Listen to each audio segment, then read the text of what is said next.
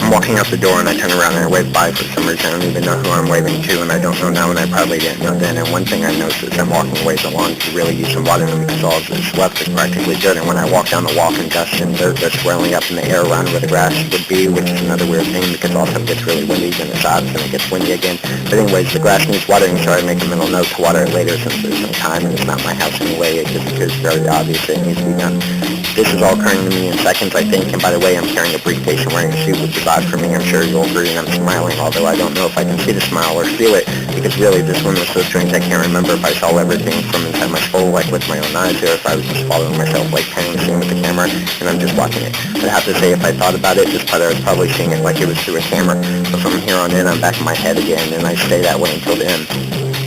I know that because what happens becomes very personal to me, like I'm not just watching it on TV. What happens is in special effects, although like I said, that's how it was in the beginning.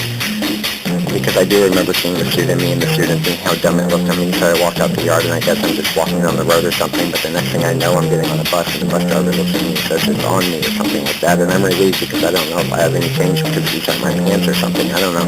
A lot of this is pretty murky, but we get going on the bus and I don't know where we're going or like why I'm wearing the suit, and these kids on the bus, these punk rockers, these kids like the ones I used to hang out with before that big problem I told you about, they start going, look at the suit and check out the suit on the man and shit like that.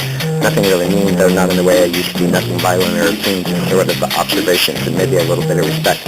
I don't know, it's all just a bunch of weird shit. Then one of the kids goes, Jesus, and he's looking out the window and there was a bright orange sky like you have never seen, like you could have painted it orange all across it, like the orangest color in the world. That's what the sky looked like, and I'm talking about the entire sky. No matter what window you look through, the sky was bright orange. Behind us it was too, and through the windshield it was orange. And then what happens is the wind starts going again outside the bus.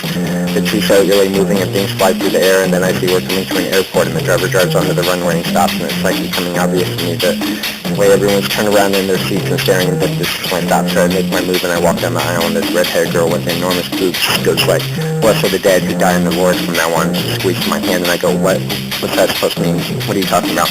It starts getting really trippy because everyone stands up in their seats and starts clapping like they're applauding for me, really applauding, and I'm sort of thinking they're all crazy or something. What I do is sort of a little bow and step off the bus, and when I'm off the bus, they drive away, and I'm convinced those motherfuckers are the craziest motherfuckers in the world. And I look up at the sky again, and I can't really tell you much about it except it was very orange, and if the sky ever turns that color, you will know something big is about to go down. I remember standing there looking at all that and the bus driving away and thinking, I wonder what that chick meant about blessed are the dead who die in the Lord from now on.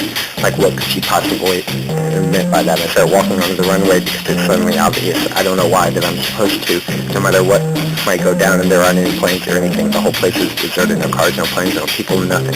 Just keep walking, and I come to the middle of the runway, far away from all the buildings and everything, just asphalt and dying grass, and I walk the line, you know, the line they paint in the middle. I walk that line for a while, and this is a long runway, and I'm getting anywhere, so after a few minutes I get the feeling like I should sit down, and now comes the part that is the hardest part for me to explain, because what happens is I sat down in the middle of the runway and I started crying. I'm not talking about just crying either. I mean, this wasn't normal. There wasn't anything normal about this. My eyes are going crazy, and I'm rolling around, and I'm whimpering, and I'm sobbing like anybody would take one look and go, that motherfucker has got a lot on him to him. I was blind, and afterwards, like even now, I've been trying to put it together where I cry like that when it's not in my nature, and I came up with it, not my subconscious or anything. It doesn't have to do with growing up or even though I had it rough or with how hard or disappointing life seemed to be anyways. The point is I wasn't crying for myself but for the world. I don't know how I know this, but I do.